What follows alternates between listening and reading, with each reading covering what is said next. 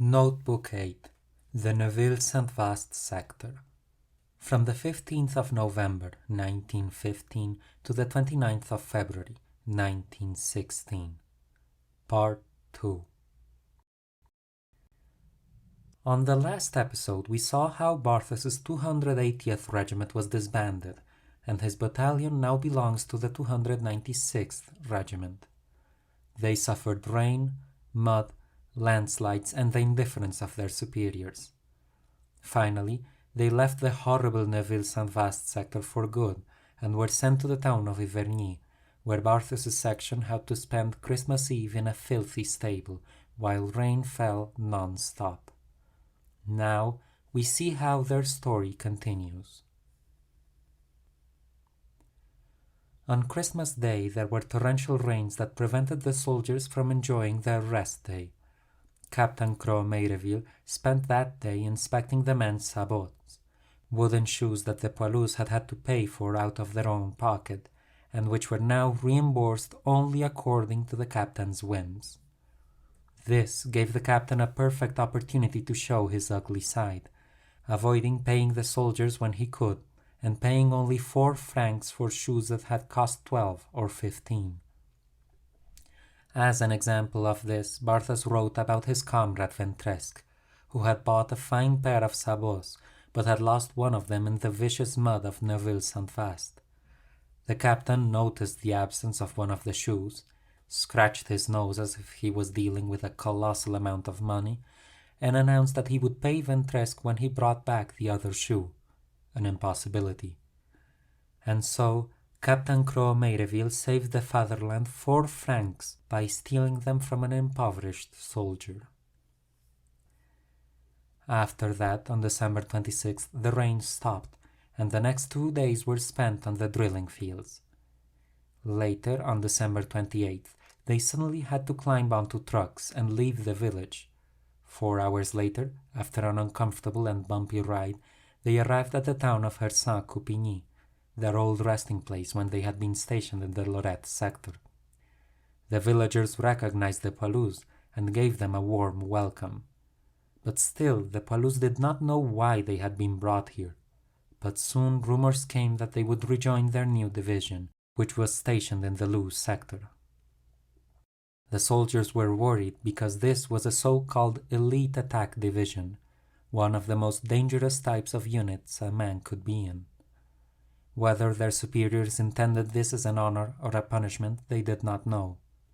Their superiors tried to dispel their worries by saying that the division would be relieved soon and go back to the rear for rest. But this was a lie that the poilus knew all too well by this point. The day after their arrival, the regimental band gave a concert at the town square. During it, a few shells landed near the town's train station, and 4 territorials were killed, but the concert did not stop for a moment. That day the soldiers also had to carry out exhausting exercises. They had to run, and anyone who ended up near the end of the group was marked for extra work details. The Périassa Maurice Babou of Barthas' section was not used to this type of exercise, and he was so desperate to not fall behind and suffer the punishment that he wrenched a tendon in his heel. It was so bad that Barthas had to help him along on the way back to the town. 2 days later, the poilus had to move out to meet the trucks that would take them away to their new destination, but Babou's leg had swollen as big as a sandbag, and he could not get up, much less move around. And so they had to call for their dreaded doctor, Major Colombier. The man arrived angry at being interrupted. He gave a quick glance at the leg and shouted, "What, is that why you bothered me? Let his comrades help him a bit. If he doesn't want to walk, they should just give him a couple of kicks in the rear." This provoked a murmur of indignation through the ranks, and a voice cried out, "That's shameful, language like that." The captain also jumped up indignant, but not at the medical officer's insult, but at the murmurs of the soldiers. The major immediately disappeared, and order in the ranks was restored. On their way to the trucks, 2 strong poilus took turns carrying Babou on their shoulders, while the rest of them carried Babu's gear. Nearby walked the stretcher-bearers with their litters folded up, cracking wisecracks at the wounded man's state instead of helping him. Then the poilus got on the trucks and had an uncomfortable, bumpy ride in a driving rain. It was the 2nd of January 1916. They passed some nice villages where they would have liked to rest, but these were reserved for all the slackers, the rear echelon personnel. At about 3 in the afternoon, the trucks stopped at the town of Queux, where they would rest for a while. They had to leave the injured Babu for some time by the side of the road in the rain to get him a wheelbarrow to move him around. The poilus were lodged in a makeshift billet where they slept with no straw.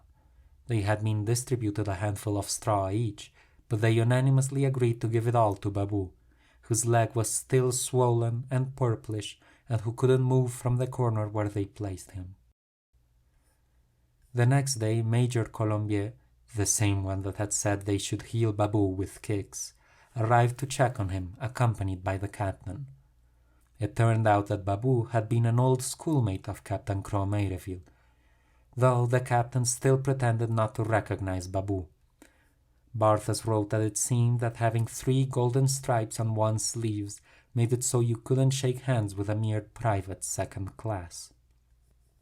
Meanwhile, the medical officer seemed to realize he was not dealing with a mere peasant, and this time his demeanor was far more polite, though this did not keep Babu from protesting at his terrible behavior the evening before.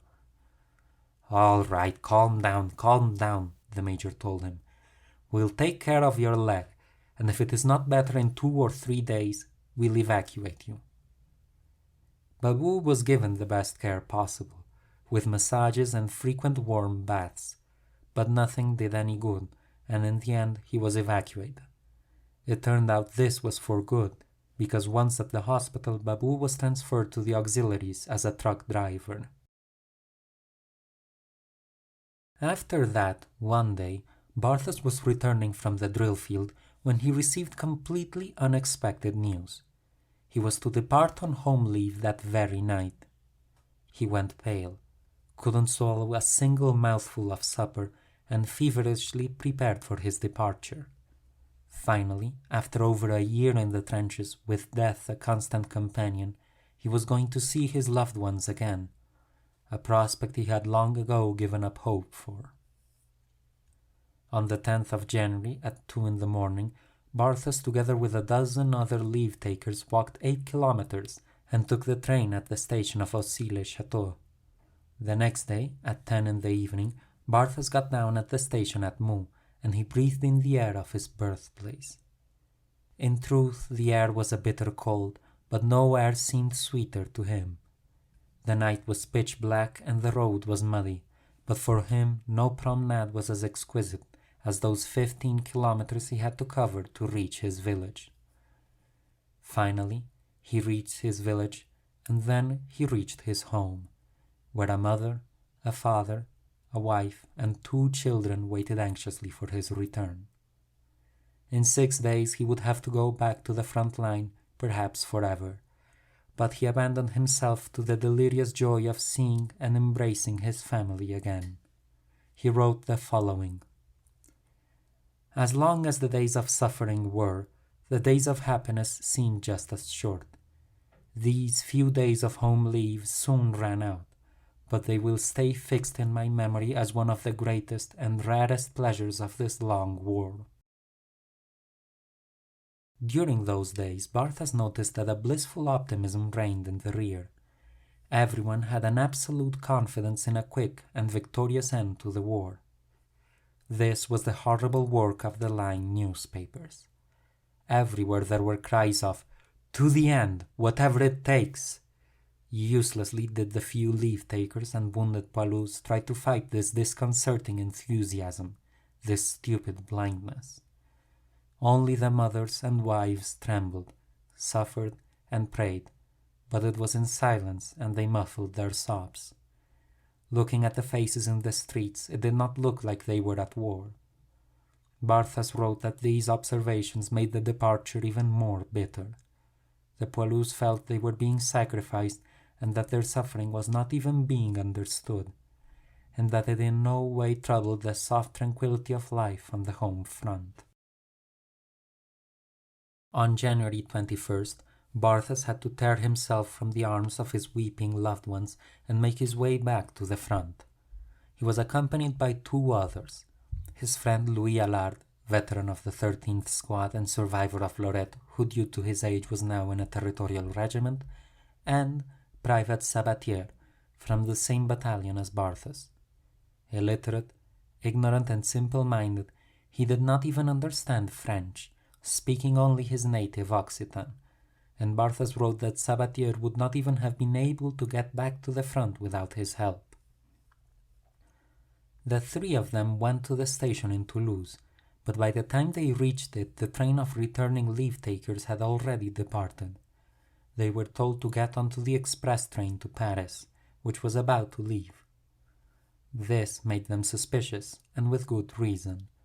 It turned out that the managers of the Toulouse station only wanted to get rid of the mob of soldiers that crowded it, and the express train would empty a car or two of soldiers at each station.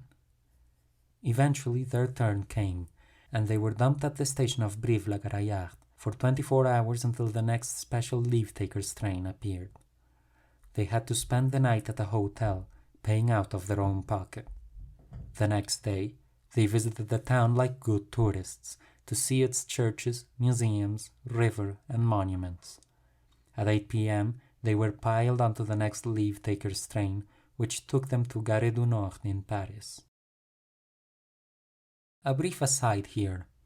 From the text in the notebook, it seems that at some point along this journey, Louis Allard went his separate way, as from here on out, Barthas only wrote about Private Sabatier and himself. With this clarification, let's return to the story. They took another train, and at 9 p.m., Barthas and Sabatier got off at the Abbeville station. They were anxious because this station was reserved exclusively for the British Army. They tried to escape from the station to the town, but some English policemen grabbed them and dragged them before the station master, a French lieutenant colonel who was furious and insulted and threatened them for daring to get off at this station. Barthas tried to plead that in the middle of the night they couldn't get off at some little country station where they might not even find a place to sleep, but the man's anger did not diminish. Then Sabatier, who had not understood a single word of their heated discussion in French, spoke up in Occitan. "Say, can a guy get a drink somewhere around here?" He followed this with his customary long burst of laughter. The station master was struck dumb. He leapt from his chair and shouted in an angry voice, "Shut up, you!" But Sabatier was not deterred. "Hey, are we in France or with the Boches?" he shouted back. At an angry gesture from the station master, the policeman hauled the two of them and locked them inside a baggage storeroom. It was not exactly warm, but it was indoors, and that was something that those who lived in the trenches had learned to appreciate greatly. Barthas and Sabatier simply stretched on a bench and slept until policemen suddenly woke them up at 2 a.m. and put them in a train that had stopped at the station. They were instructed to get down at Noyelles-sur-Mer, and they reached it a half-hour later. There was no shelter for them, and the benches were already occupied by sleeping poilus, so they had to try and sleep on the cement floor. But the intense cold prevented Barthas from resting. Due to the town's name, Barthas wished to go and look at the sea, as he figured it would be right nearby, but he soon learned that it was over a league away, and so decided to postpone his visit for some other day. Finally, daylight arrived. They traveled on a tramway for a while and then marched until they reached the town of Hauteville, where their battalion was encamped, and finally rejoined their regiment. The next day they were all immediately put into training and carried out complex and exhausting field maneuvers, which made them cover 24 kilometers while they trained. On the 1st of February, at daybreak, the regiment left for Noyelles-sur-Mer, where they embarked on railway cars. They passed several towns and stations and eventually stopped at a station called Tank. But it turned out that all their gear and supplies had been unloaded at the previous station, which was only 1 kilometer from the village of Bayeux-au-Cornel, their destination. This bizarre organization made it so the soldiers had to undergo 2 hours of night march to get their gear, and then march another kilometer to the town of Bayeux. At the town, Barthas's half-section was assigned to a filthy stable, without doors or windows, and from which emanated a nauseating odor. Before this, Barthas and 2 other comrades explored the town, and found fine barns with big piles of straw. They dug under 2 or 3 meters of straw to escape the eyes of the proprietors, and slept well. The next day their captain, despite his orders that they make the best of their assigned billets, had to bow to the Poilus' emphatic complaints to get them more suitable billets. From that day onward, the soldiers also had to carry out field exercises and drills day and night, and no matter whether it rained or snowed, 1/4 of the company had to stand guard, for no other reason than because it was what was written in the regulations. Additionally, they received frequent surprise visits from the captain and the commandant, and if one of the sentries didn't make all the proper salutes and signs of respect, if he did not have the exact password at hand, or if he did not have his uniform just right, then he would be slapped with a few days in prison, sometimes together with the corporal in charge of the guard post. Barthas wrote that never was the mean, narrow-minded and hateful spirit of their captain shown more clearly than during their stay in that town. The number of men punished for these infractions became so great that the prison became too small to hold them all, and another special billet had to be assigned to hold the over 30 punished men, who only came out for drills and work details. Besides this, their captain implemented many other mean and spiteful measures. For example, he would make the soldiers turn out for roll call in full campaign gear, and he would carry out rigorous inspections in which someone was always punished with days in prison. Another day, at assembly, the colonel reminded the soldiers that the wearing of képis was strictly prohibited for all corporals and privates. Non-coms and officers were still authorized to use their képis with whatever decorations they wished. For those who do not know, képis were those caps with circular flat tops that were widely used in the French army, that could have dark blues and reds, together with different decorations. Before the colonel's announcement, their captain had already been enforcing this rule, and the soldiers did not dare disobey him. There was only one who disobeyed, a headstrong Parisian called Vacher, who had recently arrived to the company. He appeared wearing a magnificent képi that was as fine as the captain's own, even decorated with stripes and braids. The captain noticed this and told him, "Vacher, you've heard this before. Get rid of that képi immediately." Vacher simply replied, "This képi is mine. I bought it and I'm going to wear it." At this, the captain was shocked and furious that a mere private second class would dare defy the captain, the colonel, and the regulations. "If I see you again with that képi on, you'll get a week in prison." Vacher was not intimidated. "When the officers and non-coms stop wearing theirs, then I will, but not before." And he kept wearing his képi without further bother, but the captain never forgave him for that. Barthas wrote that less than a month later the captain found a way to get rid of Vacher by dragging him to a court-martial. But that would be a story for another day. Another day the Poilus saw the neighboring 16th Company grabbing all their gear and getting ready to march. When asked, no one knew why or where, and it turned out to have been a false alarm. Someone had stolen 2 ducks in one of the 16th Company's billets, and its captain figured that the thief would not abandon his gains. Indeed, all the packs were searched, and they found the ducks in one of the packs. The culprit was dragged to a court-martial whose outcome Barthas never knew. This harsh example did nothing to discourage the men, and soon after 2 hens disappeared in the part of the village where Barthas's company was stationed. Their captain, Croix-Mereville, wanted to show he was just as smart as the 16th Company's captain, and he tried the same trick. But the men had grown wise of it, and the hens were not found in any of the packs. Disappointed, the captain demanded silence and called the men to attention. "Will the chicken thief identify himself?" he said. He was only answered with silence. "Will those who know who he is denounce him?" Again there was only silence. "Fine. The owner of the hens will be compensated with funds from the company's mess kitty. That's to say, with your own money. Each of you will end up paying 2 or 3 sous, so that one of you can enjoy eating chicken and toasting to your good health."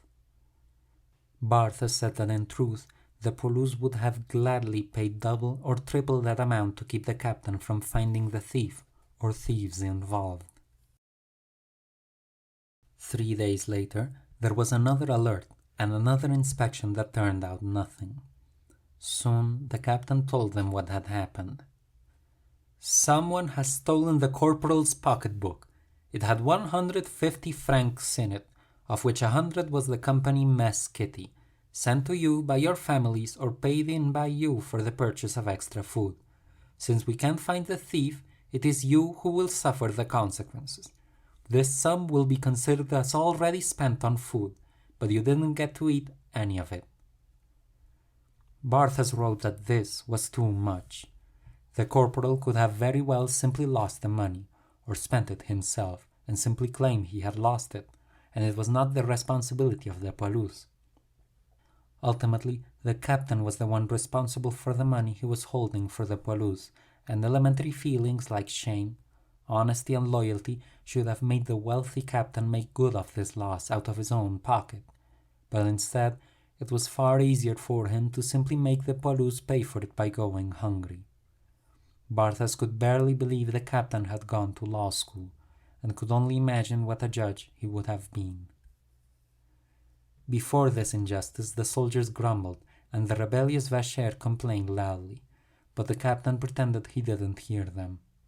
One night, a poor soldier, completely demoralized with such repressive measures, ran away from the village and into the forest. The next day, the police had to go out and search for the man, which was a welcome distraction from the daily routine. Meanwhile, the fugitive reached another town, and, absolutely terrified, he turned himself in.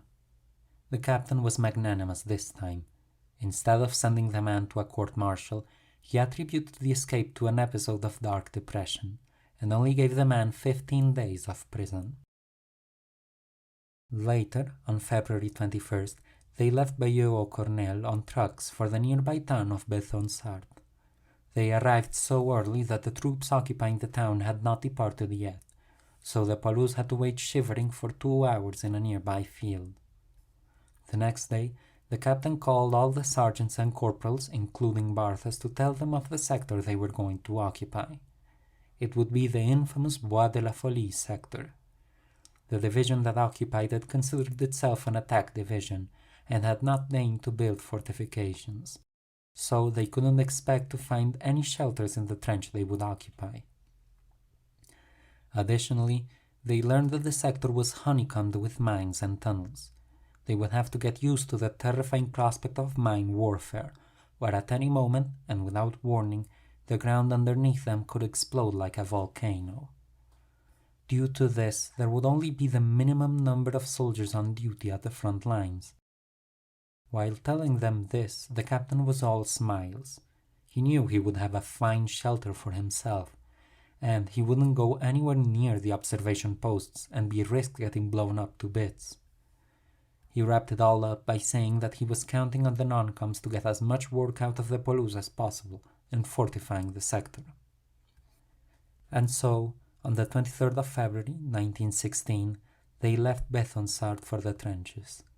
The temperature had dropped sharply, and heavy snows fell, slowing down their march and creating icy stalactites that hung from the police mustaches and beards. The regiment was going up to the front lines, but luckily Barthas's battalion stayed back in reserve at the town of Mont-Saint-Éloi. They were exhausted. The snow had made the 10-kilometer march feel like 30 kilometers. Here they were housed in newly built barracks, which were welcomed greatly.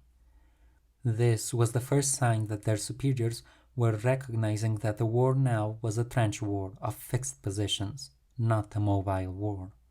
It had only taken them 1914 and the entirety of 1915 to realize it. If only they had understood sooner, it would have saved many lives. The barracks themselves sheltered the soldiers from the wind and snow, but not from the cold, and they had to spend the night shivering and packed closely together because there was no fire to warm themselves. The next evening they had to give up the barracks to troops that were coming back from the trenches, which was only fair, though it was unpleasant that now they had to find a shelter among the ruined houses of the town that had been demolished by shell fire. The best Barthas' squad could find was a hovel with 3/4 of its roof gone. They had to rig up a shelter with their tent cloths and spent the night shivering around a small fire they somehow managed to make with damp wood, while strong wind and rain tried to put it out. The next day, they began improving their quarters a bit. They managed to steal a hay bale from a neighboring barn without being noticed, and with it made comfortable bedding for themselves. The battalion spent 4 days in that town.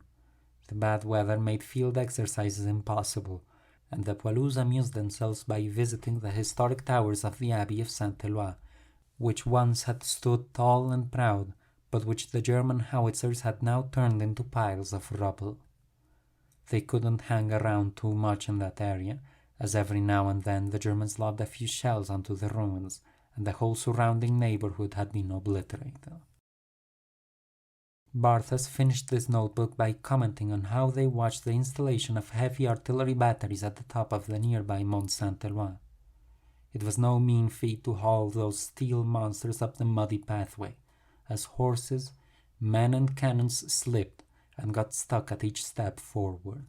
And meanwhile, while those cannons were installed, 3 cemeteries spread long lines of little crosses along the slope of the hill. And so, here we reach the end of the 8th notebook. In this episode we've mostly seen the soldiers' life behind the trenches, with, as always, the frequent abuses by their superior officers.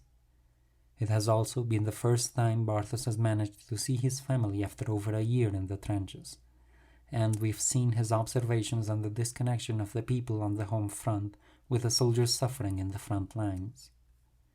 Now, the poilus will be sent to a dangerous sector as part of an attack division, their future as always uncertain and dangerous. We shall continue with Barthas' story soon in his 9th notebook. Until then, I hope you all have a good day.